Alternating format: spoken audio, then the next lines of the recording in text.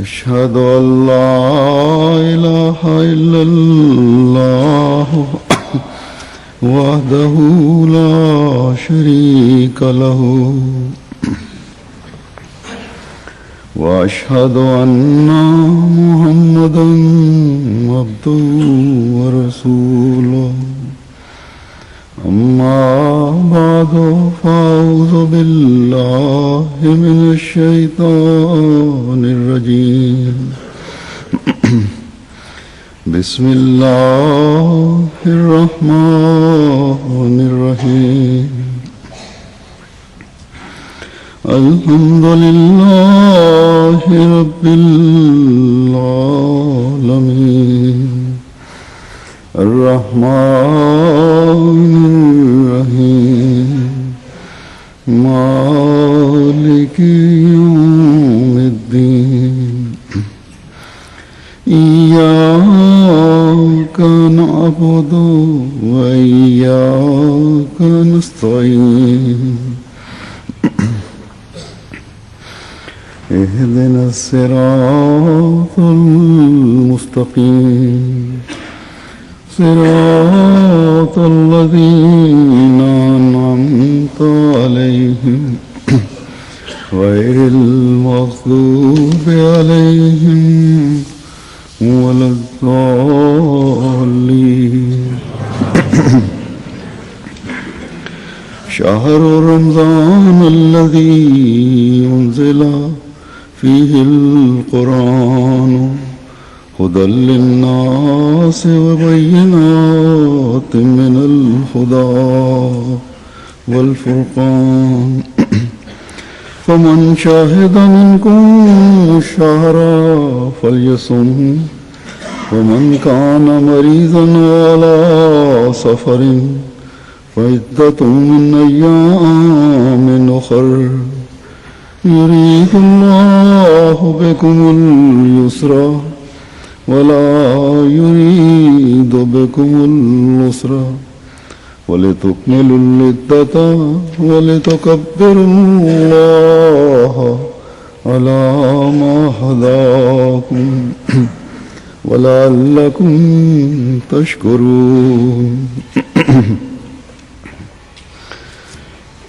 اس آیت کا ترجمہ ہے کہ رمضان کا مہینہ جس میں قرآن انسانوں کے لیے ایک عظیم ہدایت کے طور پر اتارا گیا اور ایسے کھلے نشانات کے طور پر جن میں ہدایت کی تفصیل اور حق و باطل میں فرق کر دینے والے امور ہیں، بس جو بھی تم میں سے اس مہینے کو دیکھے تو اس کے روزے رکھے، اور جو مریض ہو یا سفر پر ہو تو وہ گنتی پوری کرنا دوسرے ایام میں ہوگا۔ اللہ تمہارے لیے آسانی چاہتا ہے اور تمہارے لیے تنگی نہیں چاہتا، اور چاہتا ہے کہ تم سہولت سے گنتی کو پورا کرو اور اس ہدایت کی بنا پر اللہ کی بڑائی بیان کرو جو اس نے تمہیں عطا کی، اور تاکہ تم شکر کرو۔ اس آیت کے پہلے حصے کے بارے میں آج میں کچھ کہوں گا۔ رمضان کے مہینے کو قرآن کریم سے ایک خاص نسبت ہے، جیسے خود اللہ تعالیٰ نے اس آیت میں بیان فرمایا جو میں نے تلاوت کی ہے کہ شہر رمضان الذی انزل فیہ القرآن، فرما کر یہ واضح فرما دیا کہ رمضان کے مہینے کے روزے یوں ہی مقرر نہیں کر دیے گئے، بلکہ اس مہینے میں قرآن کریم جیسی عظیم کتاب حضرت صلی اللہ علیہ وسلم پر نازل ہوئی یا اس کا نزول ہونا شروع ہوا، اور احادیث میں ملتا ہے کہ جبرائیل علیہ السلام ہر سال قرآن کریم حضرت صلی اللہ علیہ وسلم پر جو اترا ہوتا تھا رمضان میں اس کی دہرائی کرواتے تھے۔ بس اس مہینے کی اہمیت اس بات سے بڑھ جاتی ہے کہ خدا تعالی کی آخری اور کامل شریعت اس مہینے میں نازل ہوئی۔ بس اللہ تعالیٰ نے یا اس کا نزول شروع ہوا، بس اللہ تعالیٰ نے جب ہمیں روزوں کا حکم دیا اس سے پہلی آیت میں جو حکم ہے وہ روزوں کے بارے میں ہے کہ روزے تم پر فرض کیے گئے ہیں، اور پھر یہ ہے کہ دعاؤں کی قبولیت کی خوشخبری دی۔ اس کی بعد کی آیات جو ہیں اس میں پھر بعض اور احکام جو ہیں رمضان سے متعلق وہ دیے۔ تو اس سے یہ واضح فرما دیا کہ روزے رکھنا اور عبادت کرنا صرف یہی چیز نہیں ہے، یہی کافی نہیں ہے، بلکہ اس مہینے میں قرآن کریم کی طرف تمہاری توجہ بھی ہونی چاہیے، اس کے پڑھنے کی طرف تمہاری توجہ ہونی چاہیے۔ روزوں کی اہمیت اس لیے ہے اور یہ اس لیے بڑی کہ اللہ تعالیٰ نے اس مہینے میں انسان کامل پر اپنی آخری اور کامل شریعت نازل فرمائی، جو کہ قرآن کریم کی صورت میں نازل ہوئی۔ خدا تعالیٰ کا قرب پانے اور دعاؤں کے اسلوب تمہیں اس لیے آئے کہ خدا تعالیٰ نے قرآن کریم میں وہ طریق سکھائے جس سے اس کا قرب حاصل ہو سکتا ہے، اور دعاؤں کی قبولیت کے نشان ظاہر ہوتے ہیں۔ بس اس کتاب کو پڑھنا بھی بہت ضروری ہے، رمضان میں اس کی تلاوت کرنا بھی بہت ضروری ہے، تاکہ سارا سال تمہاری اس طرف توجہ رہے۔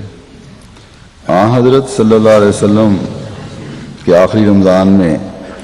جبرائیل علیہ السلام نے 2 مرتبہ قرآن کریم کا دور مکمل کروایا۔ بس اس سنت کی پیروی میں ایک مومن کو بھی چاہیے کہ 2 مرتبہ قرآن کریم کا دور مکمل کرنے کی کوشش کرے۔ اگر 2 مرتبہ تلاوت نہیں کر سکتے تو کم از کم 1 مرتبہ تو خود پڑھ کر کریں۔ پھر درسوں کا انتظام ہے، تراویح کا انتظام ہے، اس میں سنیں۔ بعض کام پہ جانے والے ہیں، کیسٹس اور سیڈیز ملتی ہیں، ان کو اپنے کاروں میں لگا سکتے ہیں، سفر کے دوران سنتے رہیں۔ اس طرح جتنا زیادہ سے زیادہ قرآن کریم پڑھا اور سنا جا سکے اس مہینے میں پڑھنا چاہیے اور سننا چاہیے۔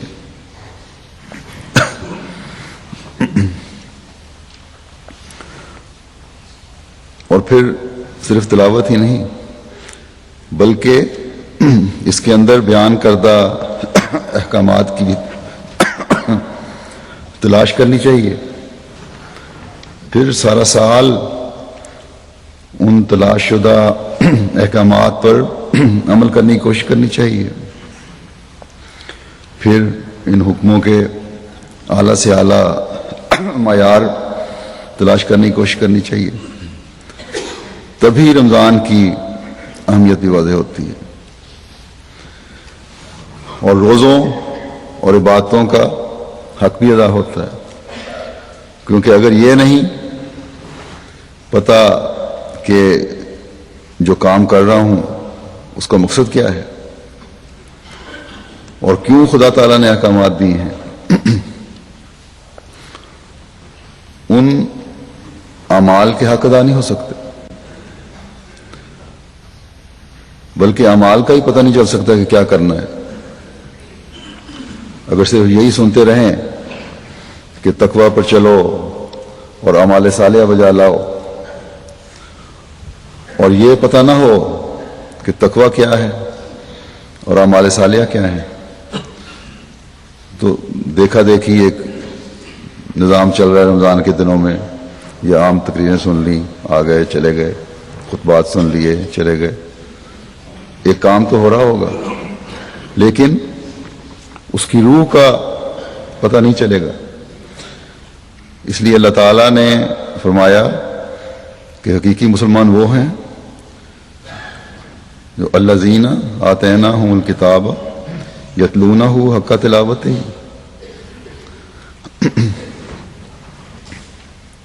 یعنی وہ لوگ جنہیں ہم نے کتاب دی اس کی اس طرح تلاوت کرتے ہیں جس طرح اس کی تلاوت کا حق ہے، یعنی غور بھی باقاعدگی سے ہو اور غور بھی اچھی طرح ہو،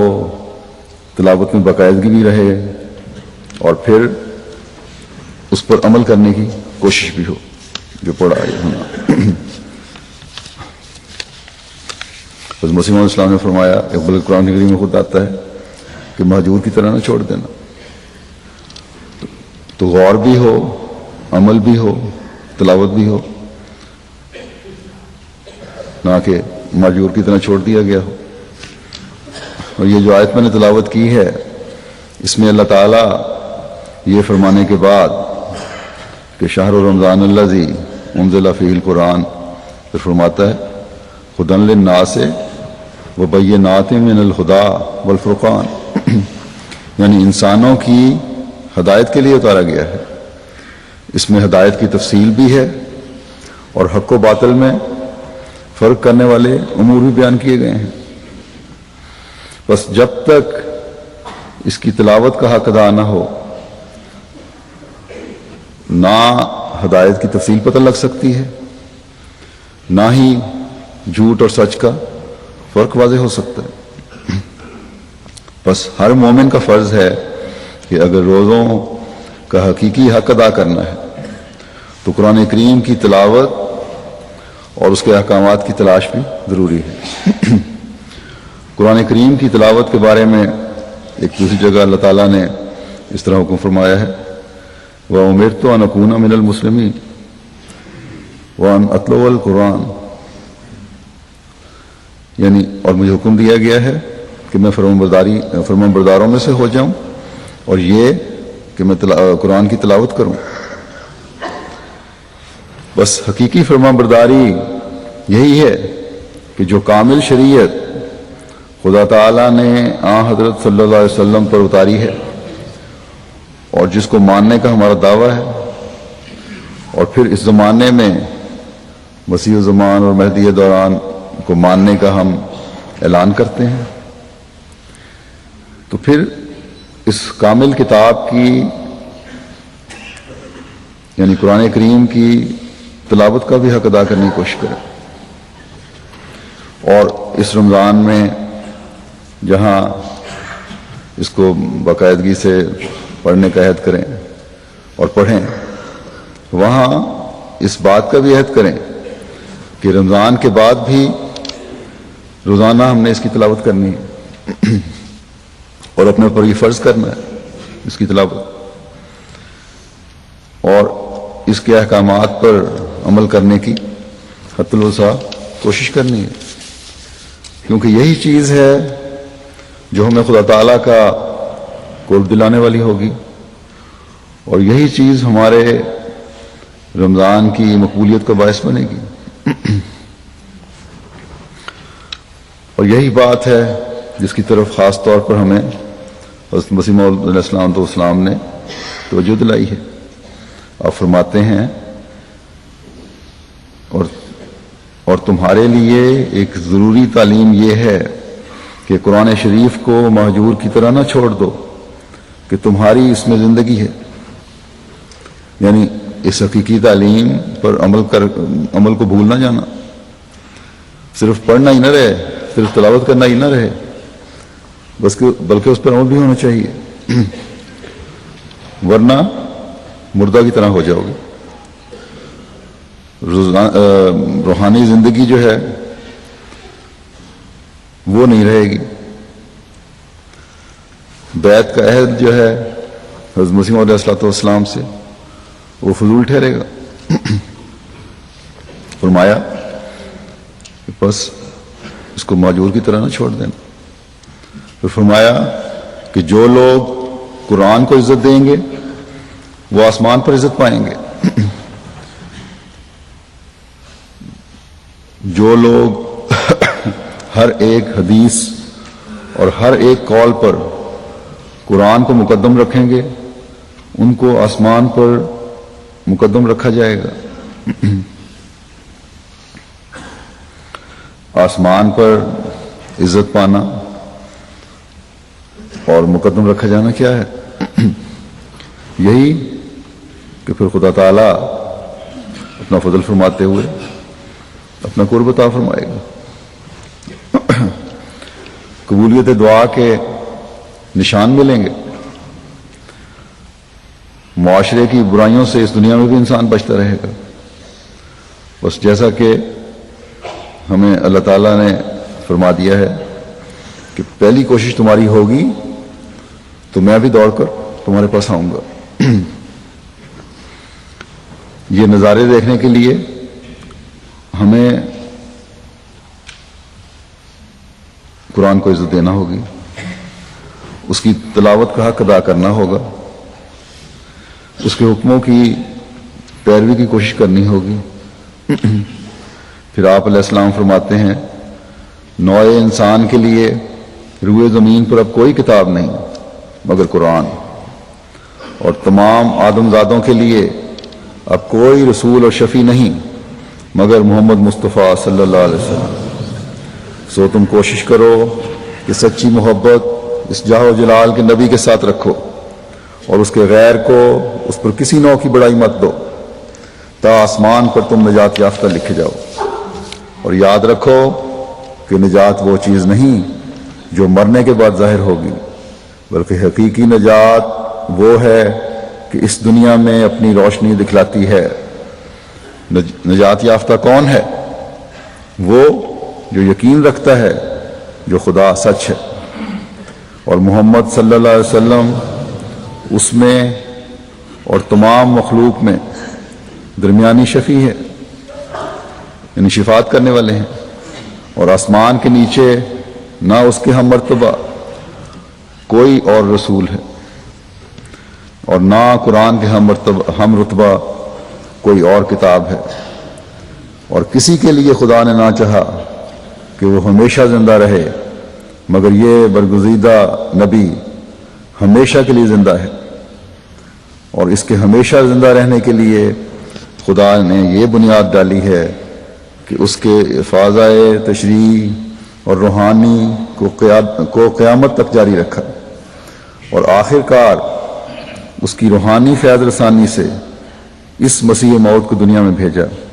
جس کا آنا اسلامی عمارت کی تکمیل کے لیے ضروری تھا، کیونکہ ضرور تھا کہ یہ دنیا ختم نہ ہو جب تک محمدی سلسلہ کے لیے ایک مسیح روحانی رنگ کا نہ دیا جاتا جیسا کہ موسوی سلسلے کے لیے دیا گیا تھا۔ بس یہ ہماری خوش قسمتی ہے کہ ہم نے اس مسیح محمدی کی جماعت میں شامل ہو کر اللہ تعالیٰ کی کامل شریعت جو قرآن کریم کی صورت میں ہمارے سامنے موجود ہے اس کے مقام کو سمجھنے کا عہد کیا ہے۔ آن حضرت صلی اللہ علیہ وسلم کے مقام خاتمیت نبوت کا ادراک حاصل کیا ہے، جبکہ دوسرے مسلمان اس سے محروم ہیں۔ بس یہ اعزاز ہمیں منفرد کرتا ہے دوسروں سے اور اس بات کی طرف توجہ دلاتا ہے کہ قرآن کریم کی تعلیم کو سمجھیں اور اس کی حقیقت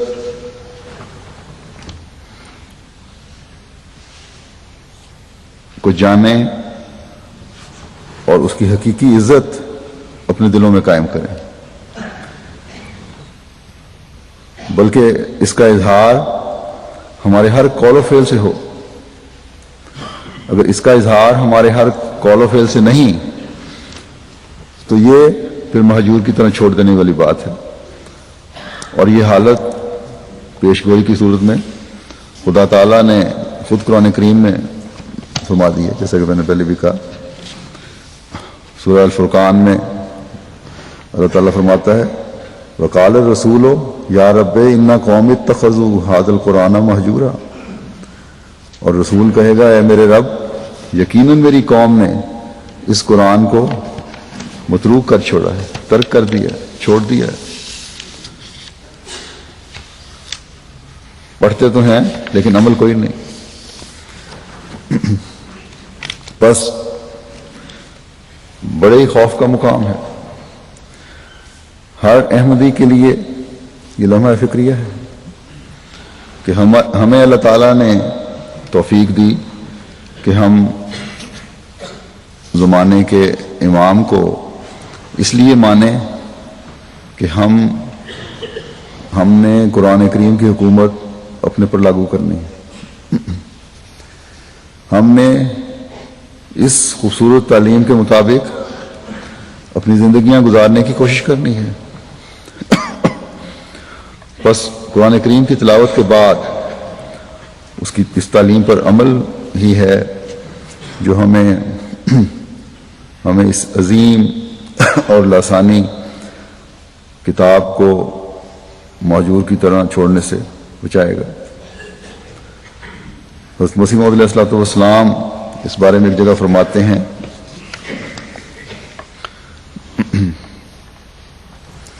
کہ یاد رکھو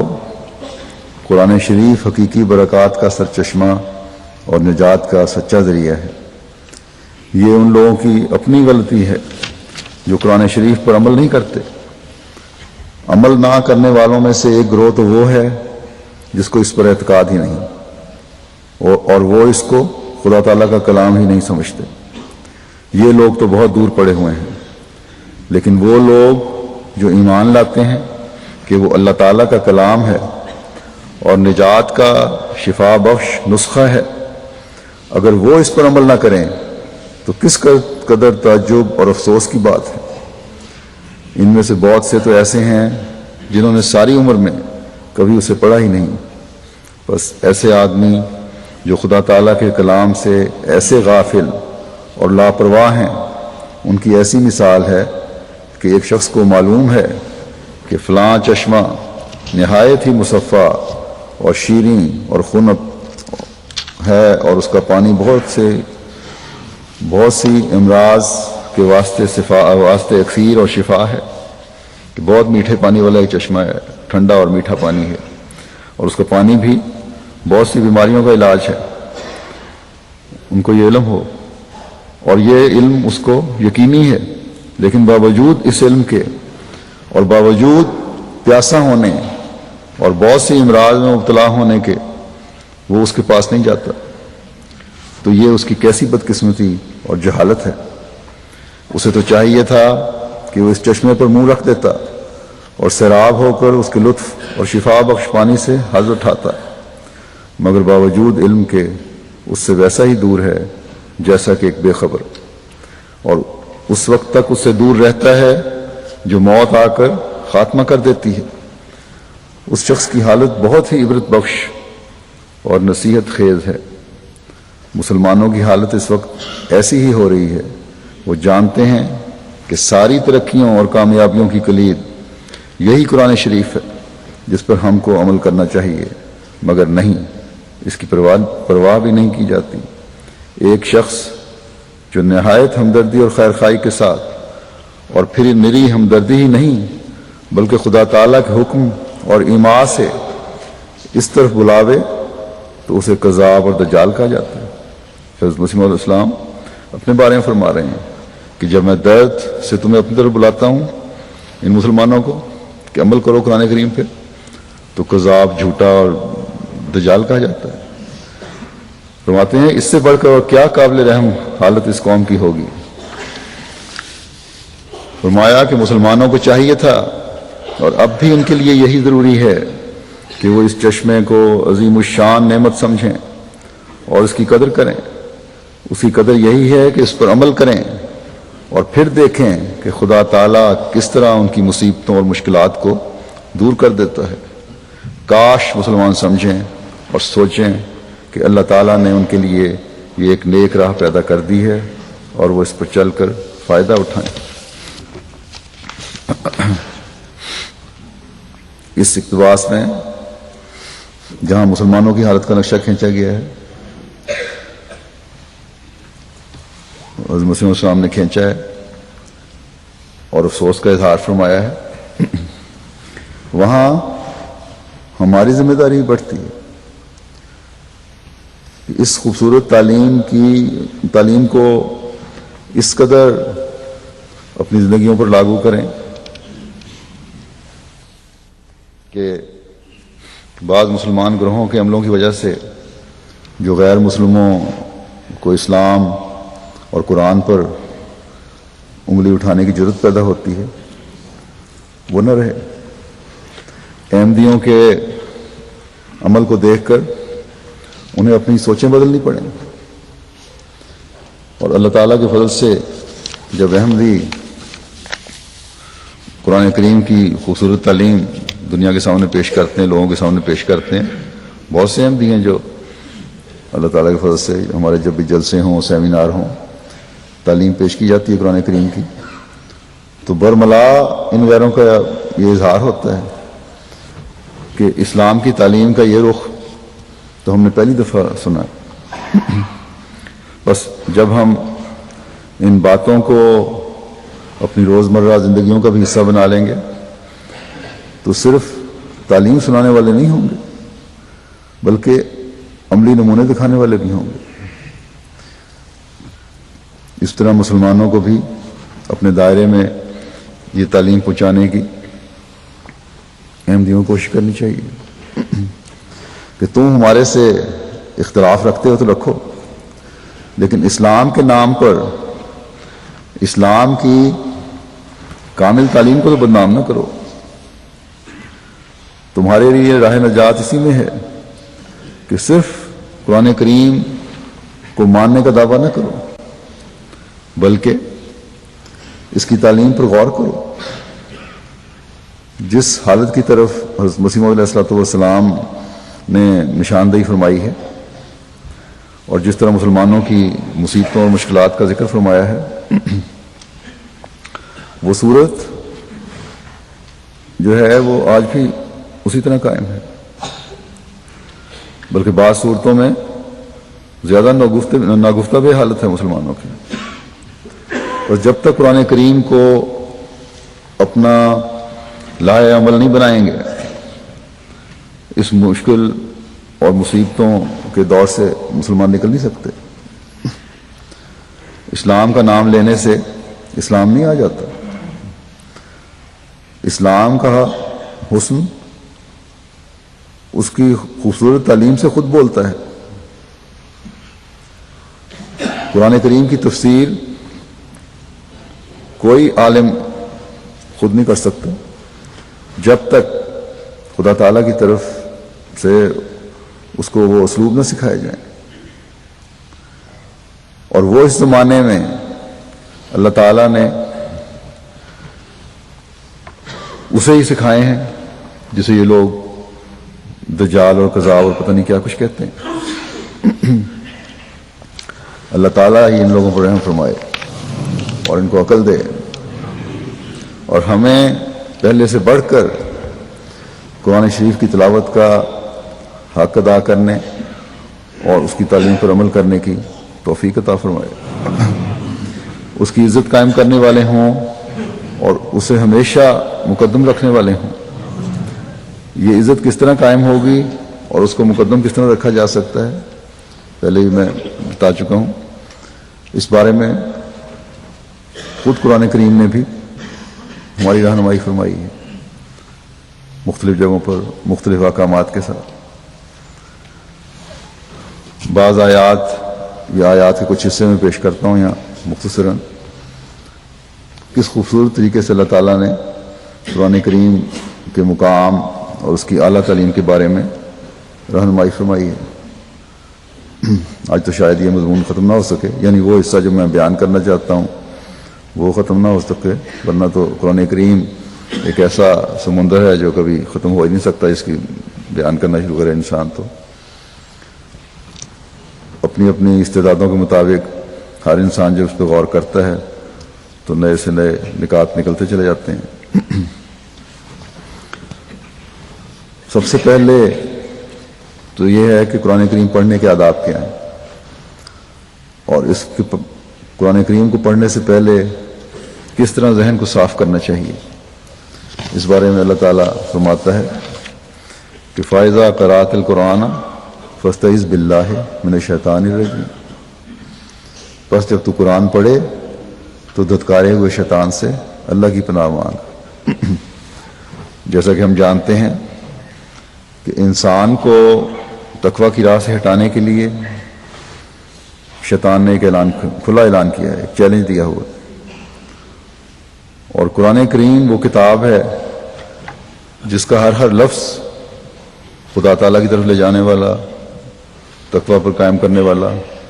اور اللہ تعالیٰ کی طرف جانے والے راستوں کی رہنمائی کرنے والا ہے۔ اس لیے خدا تعالیٰ نے فرمایا کہ اگر تم خدا تعالیٰ کے معیاروں کے قرب کو حاصل کرنا چاہتے ہو، قرب کے معیاروں کو حاصل کرنا چاہتے ہو، اور اس تعلیم کو سمجھنا چاہتے ہو جو قرآن کریم میں بیان کی گئی ہے، تو قرآن کریم پڑھنے سے پہلے خالص ہو کر اللہ تعالیٰ سے یہ دعا کرو کہ وہ تمہیں شیطان کے وسوسوں اور حملوں سے بچائے اور اس تعلیم پر عمل کرنے کی توفیق دے جو تم پڑھ رہے ہو، کیونکہ یہ ایسا بیش قیمت خزانہ ہے جس تک پہنچنے سے روکنے کے لیے شیطان 1000 روکیں کھڑی کرے گا۔ اگر شیطان سے بچنے کی دعا نہ کی تو تمہیں پتہ ہی نہیں چلے گا کہ کس وقت شیطان نے کس طرح سے تمہیں اللہ تعالیٰ کے پیغام کو سمجھنے سے روک دیا ہے۔ باوجود اس کے کہ اللہ تعالیٰ کا کلام ہے، لیکن شیطان کی گرفت میں آنے کی وجہ سے تمہاری رہنمائی نہیں ہو سکے گی اس کلام کو پڑھنے سے۔ بس پہلی بات تو یہ کہ قرآن کریم کو خالص اللہ تعالیٰ کی پناہ میں آ کر پڑھو، ورنہ سمجھ نہیں آئے گی۔ اس لیے فرمایا ہے ایک جگہ کہ ولا یزید الظالمین الا خسارہ، کہ ظالموں کو یہ قرآن کریم خسارے میں بڑھاتا ہے، حالانکہ مومنوں کے لیے یہی نفع رساں ہے۔ پھر اللہ تعالیٰ فرماتا ہے کہ واللہ یقدر اللیل والنہار علم ان لن تحصوہ فتاب علیکم فاقرؤوا ما تیسر من القرآن علم ان سیکون منکم مرضی وآخرون یضربون فی الارض یبتغون من فضل اللہ، یعنی اور اللہ رات اور دن کو گھٹاتا بڑھاتا رہتا ہے، اس سے پہلے کا حصہ میں چھوڑ رہا ہوں، اور وہ جانتا ہے کہ تم ہرگز اس طریق کو نبھا نہیں سکو گے، بس وہ تم پر عفو کے ساتھ جھک گیا ہے۔ بس قرآن میں سے جتنا میسر ہو پڑھ لیا کرو۔ وہ جانتا ہے کہ تم میں سے مریض بھی ہوں گے اور دوسرے بھی جو زمین پر اللہ کا فضل چاہتے ہوئے سفر کرتے ہیں، اور پھر اس کے آگے بھی کچھ ہدایت ہیں۔ اس حصے سے پہلے جو ہے آیت میں تہجد کے نوافل کی طرف توجہ دلائی گئی ہے۔ تو اللہ فرماتا ہے کہ اس میں قرآن کا حصہ جو بھی یاد ہو پڑھو، اور اس کے علاوہ بھی جتنا قرآن کریم پر تم غور کرنے کے لیے پڑھ سکتے ہو تم پڑھنا چاہیے۔ ایک مومن کا یہی کام ہے۔ تیسرہ من القرآن سے صرف یہ مطلب نہیں لینا چاہیے کہ جو ہمیں یاد ہے کافی ہے اور مزید یاد کرنے کی کوشش نہیں کرنی اور پڑھ لیا، یا جس تعلیم کا علم ہے وہی کافی ہے اور مزید نہیں ہم نے سیکھنی، بلکہ جہاں تک ممکن ہو اس میں بڑھنے کی کوشش کرنی چاہیے۔ اللہ تعالیٰ نے ایک دوسری جگہ فرمایا ہے فاستبقوا الخیرات، کہ نیکیوں میں آگے بڑھو، اور جب تک یہ علم ہی نہ ہو کہ نیکیاں کیا ہیں جو قرآن کریم میں بیان کی گئی ہیں، کون کون سے اعمال ہیں جو قرآن کریم میں بیان کیے گئے ہیں، تو کس طرح آگے بڑھا جا سکتا ہے؟ بس قرآن کریم کا پڑھنا اور سیکھنا اور اس پر غور کرنا بھی بڑا ضروری ہے۔ حضرت مسیح موعود علیہ السلام کو الہام ہوا تھا کہ والخیر کلہ فی القرآن، کہ تمام بھلائیاں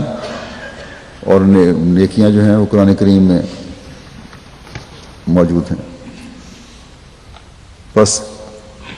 یہاں میسر کا مطلب یہ نہیں ہے کہ مزید سیکھنا ہی نہیں ہے، جو یاد ہو گیا یاد ہو گیا، بلکہ اپنی صلاحیتوں کو اور علم کو بڑھاتے رہنا چاہیے تاکہ زیادہ سے زیادہ اس قرآن کریم سے فیض پایا جا سکے۔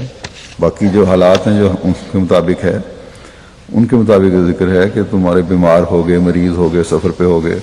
تو اس لحاظ سے نمازیں چھوٹی بڑی بھی ہو جاتی ہیں، قرآن کمی زیادتی بھی ہو جاتی ہے، لیکن اس کا مطلب یہ قطعاً نہیں ہے کہ قرآن کریم کو جو سیکھ لیا وہ سیکھ لیا اور مزید سیکھنا نہیں۔ پھر اللہ تعالیٰ فرماتا ہے اوزد علیہ ورتل القرآن ترتیلا، یا اس پر کچھ زیادہ کر دے اور قرآن کو خوب نکھار کر پڑھ، یعنی تلاوت ایسی ہو کہ ایک ایک لفظ واضح ہو، سمجھ آتا ہو اور خوش الہانی سے پڑھا جائے۔ یہ نہیں کہ جلدی جلدی پڑھ کے گزر گئے، جو میں بعض پہلے بھی ایک دفعہ میں بتا چکا ہوں کہ تراویحوں میں لوگوں غیروں کے غیر جماعت جو پڑھتے ہیں مسلمان دوسرے، اتنی تیزی سے پڑھتے ہیں کہ سمجھ ہی نہیں آ رہی ہوتی۔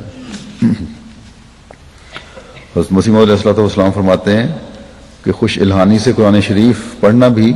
عبادت ہے۔ پھر ایک حدیث میں آتا ہے، سعید بن ابی سعید رضی اللہ عنہ سے روایت ہے کہ رسول اللہ صلی اللہ علیہ وسلم نے فرمایا جو شخص قرآن کریم کو خوش الہانی سے نہیں پڑھتا وہ ہم میں سے نہیں ہے۔ پھر ایک جگہ اللہ تعالیٰ فرماتا ہے اور حکم ہے کہ وَاذْكُرُوا نعمت اللہ علیکم وما انزل علیکم من الکتاب والحکمت یعظکم بہ،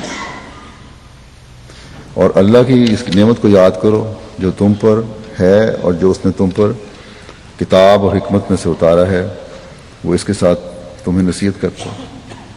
یعنی اللہ تعالیٰ کے جو احکامات قرآن کریم میں ہیں یہ سب نعمت ہیں جو اللہ تعالیٰ نے تمہیں عطا فرمائے ہیں۔ سورہ نور کے شروع میں بتا دیا کہ اس میں یہ نعمت جو تمہیں دی گئی ہے اس میں احکامات ہیں، اس پر غور کرو۔ جب تک پڑھو گے نہیں تو ان نعمتوں کا علم نہیں حاصل نہیں کر سکتے، ان کا فہم ہی نہیں ہو سکتا۔ بس قرآن کریم پڑھنا، نصیحت حاصل کرنا ہے، اور ایک مومن کے لیے یہ انتہائی ضروری چیز ہے،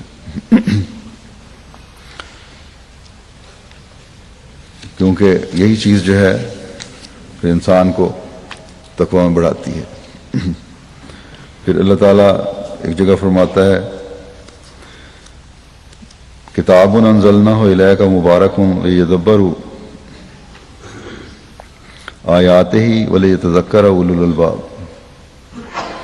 یہ کتاب ہے جسے ہم نے تیری طرف نازل کیا، مبارک ہے تاکہ یہ لوگ اس کی آیات پر تدبر کریں اور تاکہ عقل والے نصیحت پکڑ لیں۔ بس ماننے والے قرآن شریف کو اور اس کو پڑھنے والے ہی عقل والے ہیں۔ کیوں عقل والے ہیں؟ اس لیے کہ اس کتاب میں تمام سابقہ انبیاء کی تعلیم کی وہ باتیں بھی آ جاتی ہیں جو اللہ تعالیٰ جن کو قائم رکھنا چاہتا تھا، جو صحیح باتیں تھیں اس زمانے کے لیے بھی ضروری تھیں، اور موجودہ اور آئندہ آنے والی تعلیم یا ان باتوں کا بھی ذکر ہے جو ضرورت کے مطابق اللہ تعالیٰ نے سمجھا گئی تا قیامت انسان کے لیے ضروری ہیں، اور وہ آن حضرت صلی اللہ علیہ وسلم پر نازل فرمائی۔ بس اس اعلان کا جو قرآن کریم نے کیا ہے کہ غور کرو، نصیحت کرو، پکڑو، اور عقل والوں کا یہی کام ہے، اس اعلان کا ہم تبھی چرچا کر سکتے ہیں جب اس تعلیم کو خود بھی ہم اپنے اوپر لاگو کرنے والے ہوں۔ پھر تلاوت کے بارے میں بھی کس طرح سننی چاہیے. اللہ تعالیٰ فرماتا ہے وَإِذَا قُرِئَ الْقُرْآنُ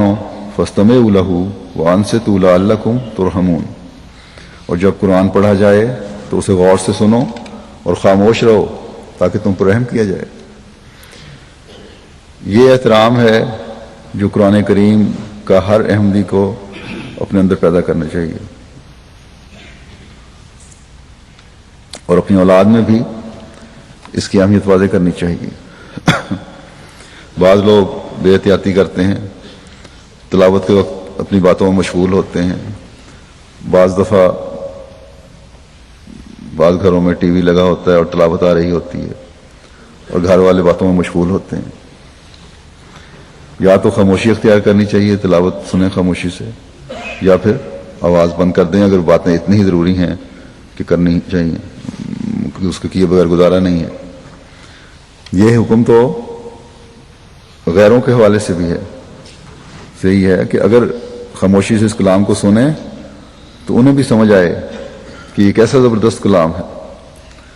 اور اللہ تعالیٰ پھر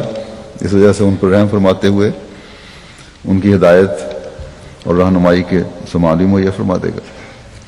بس ہمیں خود تو اس بات کا بہت زیادہ احساس ہونا چاہیے کہ اللہ کے کلام کو خاموشی سے سنیں اور سمجھیں اور زیادہ سے زیادہ اللہ تعالیٰ کا رحم حاصل کرنے کی کوشش کریں. پھر ایک جگہ اللہ تعالیٰ فرماتا ہے فاستقم کما امرت ومن تاب معک ولا تطغوا انہ بما تعملون بصیر. بس جیسے تجھے حکم دیا جاتا ہے اس پر مضبوطی سے قائم ہو جا، اور وہ بھی قائم ہو جائیں جنہوں نے تیرے ساتھ توبہ کی ہے، اور حد سے نہ بڑھو، یقیناً وہ اس پر جو تم کرتے ہو گہری نظر رکھنے والا ہے. یہ سورہ ہود کی آیت ہے. تو یہ حکم صرف آن حضرت صلی اللہ علیہ وسلم کے لیے نہیں تھا. ویسے تو ہر حکم جو آپ پر اترے وہ امت کے لیے ہے، آپ کو ماننے والوں کے لیے ہے، لیکن یہاں خاص طور پر مومنوں کو اور توبہ کرنے والوں کو بھی شامل کیا گیا ہے کہ تمام احکامات پر مضبوطی سے عمل کرو اور کرواؤ. اور ایک بات یاد رکھو کہ صرف عبادات پر ہی انحصار نہ ہو، بلکہ اصل چیز جو اس کا مغز ہے اس کو تلاش کرو، اور وہ ہے اللہ تعالیٰ کی رضا کا حصول. اور یہ حکم آپ کو دے کر خدا تعالیٰ نے فرمایا کہ جو یہ دعویٰ کرتے ہیں کہ ہم نے توبہ کی، تو وہ بھی اللہ تعالیٰ کی قائم کردہ حدود کو جانیں اور سمجھیں اور زیادہ سے زیادہ اس کا علم حاصل کریں، اور کبھی اس سے تجاوز کرنے کی کوشش نہ کریں. تبھی اللہ تعالیٰ کی رضا حاصل ہو سکتی ہے.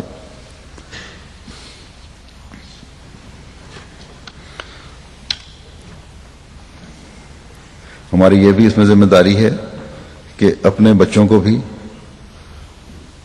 ایسی تربیت کریں، بچوں کی بھی ایسی تربیت کریں کہ وہ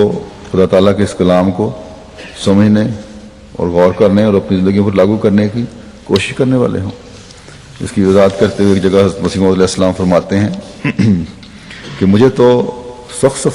افسوس ہوتا ہے جبکہ میں دیکھتا ہوں کہ مسلمان ہندوؤں کی طرح بھی احساس موت نہیں کرتے. رسول اللہ صلی اللہ علیہ وسلم کو دیکھو، صرف اس ایک حکم نے کہ فاستقم کما امرت نے ہی بوڑھا کر دیا. کس قدر احساس موت ہے. آپ کی یہ حالت کیوں ہوئی؟ صرف اس لیے کہ ہم اس سے سبق لیں. ہاں حضرت صلی اللہ علیہ وسلم نے کوئی حکم ہوا تو آپ نے کہا مجھے اس آیت نے بوڑھا کر دیا. کس لیے؟ تاکہ امت جو ماننے والے ہیں وہ بھی اس سے سبق لیں. ان کی فکر تھی آپ کو. فرماتے ہیں کہ ورنہ رسول اللہ صلی اللہ علیہ وسلم کی پاک اور مقدس زندگی کی اس سے بڑھ کر اور کیا دلیل ہو سکتی ہے کہ اللہ تعالیٰ نے آپ کو ہادی کامل اور پھر قیامت تک کے لیے اور اس پر کل دنیا کے لیے مقرر فرمایا. مگر آپ کی زندگی کے کل واقعات ایک عملی تعلیمات کا مجموعہ ہیں جس طرح پر قرآن کریم اللہ تعالیٰ کی قولی کتاب ہے اور قانون قدرت اس کی فعلی کتاب ہے، اسی طرح پر رسول اللہ صلی اللہ علیہ وسلم کی زندگی بھی ایک فعلی کتاب ہے جو گویا قرآن کریم کی شرح اور تفسیر ہے۔ اس کی ایک جگہ مزید وضاحت بھی آپ نے فرمائی ہے، فرماتے ہیں کہ رسول اللہ صلی اللہ علیہ وسلم نے لوگوں کے پوچھنے پر فرمایا کہ مجھے سورہ ہود نے بوڑھا کر دیا، کیونکہ اس حکم کی روح سے بڑی بھاری ذمہ داری میرے سپرد ہوئی ہے، اپنے آپ کو سیدھا کرنا اور اللہ تعالیٰ کے احکام کو پوری فرما برداری جہاں تک انسان کی اپنی ذات سے تعلق رکھتی ہے ممکن ہے کہ وہ اس کو پورا کرے، لیکن دوسروں کو ویسا ہی بنانا آسان نہیں ہے۔ اس سے ہمارے نبی کریم صلی اللہ علیہ وسلم کی بلند شان اور قوت قدسی کا پتہ لگتا ہے۔ چنانچہ آپ نے اس حکم کی کیسی تعمیل کی، صحابہ کرام کی وہ پاک جماعت تیار کی کہ ان کو کنتم خیر امت اخرجت للناس کہا گیا، اور رضی اللہ عنہ و رضوا عنہ کی آواز ان کو آ گئی۔ آپ کی زندگی میں کوئی بھی منافق مدینہ طیبہ میں نہ رہا، غرض ایسی کامیابی آپ کو ہوئی کہ اس کی نظیر کسی دوسرے نبی کے واقعات زندگی میں نہیں ملتی۔ اس سے اللہ تعالیٰ کی غرض یہ تھی کہ کیل و کال ہی تک بات نہ رکھنی چاہیے، صرف زبانی جمع خرچ نہ ہو، کیونکہ اگر نرے کیل و کال اور ریاکاری تک ہی بات ہو تو دوسرے لوگوں اور ہم میں پھر امتیاز کیا ہوگا اور دوسروں پر کیا شرف۔ بس آج یہ سبق ہمارے لیے بھی ہے کہ کیل و کال تک بات نہ رہے، بلکہ اللہ تعالیٰ کے احکامات کو سمجھ کر اس کے مطابق اپنی زندگیوں کو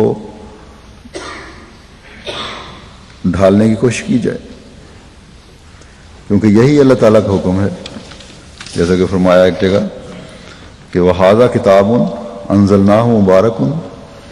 فَاتَّبِعُوهُ وَاتَّقُوا لَعَلَّكُمْ تُرْحَمُونَ، اور یہ مبارک کتاب ہے جسے ہم نے اتارا ہے، بس اس کی پیروی کرو اور تقوی اختیار کرو تاکہ تم رحم کیے جاؤ۔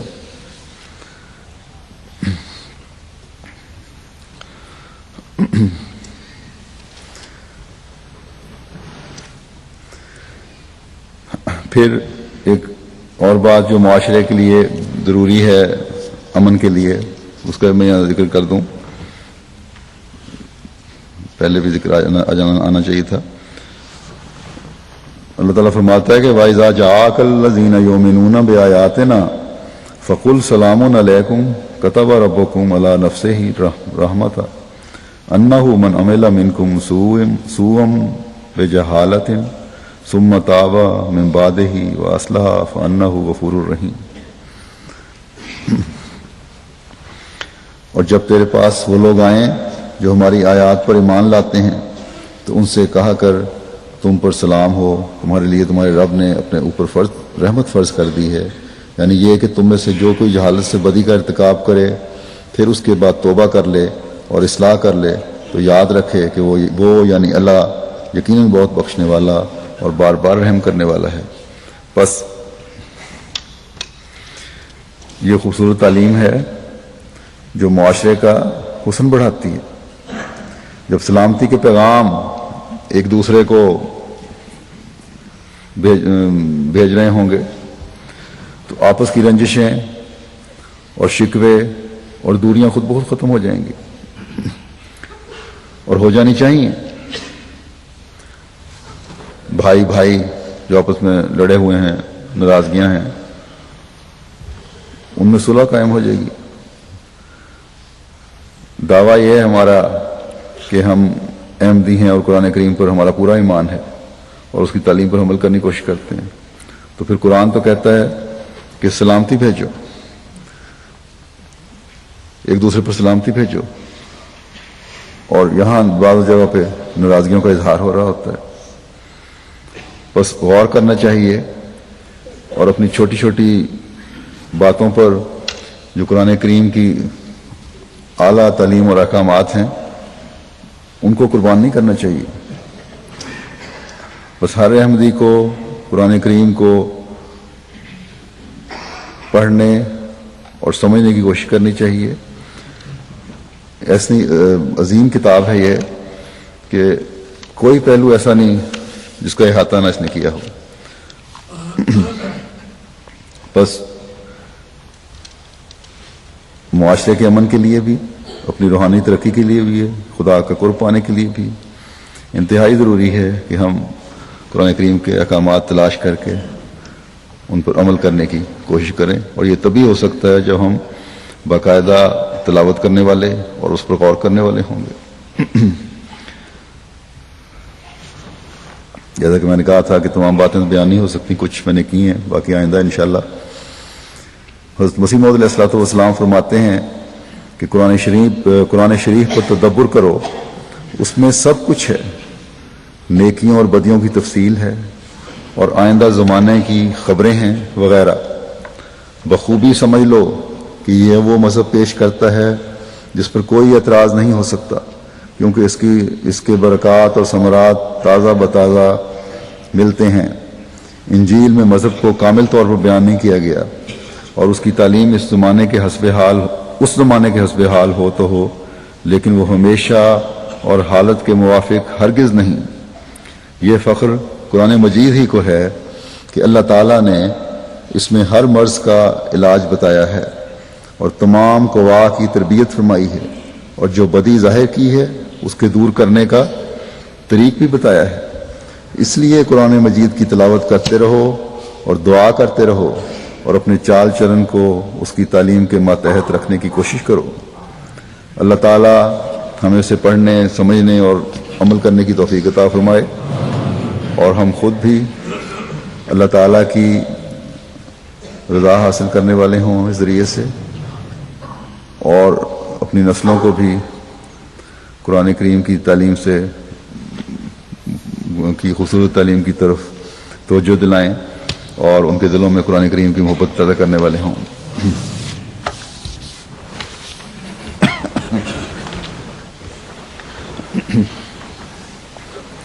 الحمد للہ نحمده ونستعینه ونستغفره ونؤمن به ونتوکل علیہ ونعوذ باللہ من شرور انفسنا ومن سیئات اعمالنا من يهده الله فلا مضل له ومن يضلل فلا هادي له ونشهد أن لا إله إلا الله ونشهد أن محمدا عبده ورسوله. عباد الله رحمكم الله، إن الله يأمر بالعدل والإحسان وإيتاء ذي القربى وينهى عن الفحشاء والمنكر والبغي يعظكم لعلكم تذكرون. اذكروا الله يذكركم وادعوه يستجب لكم ولذكر الله أكبر.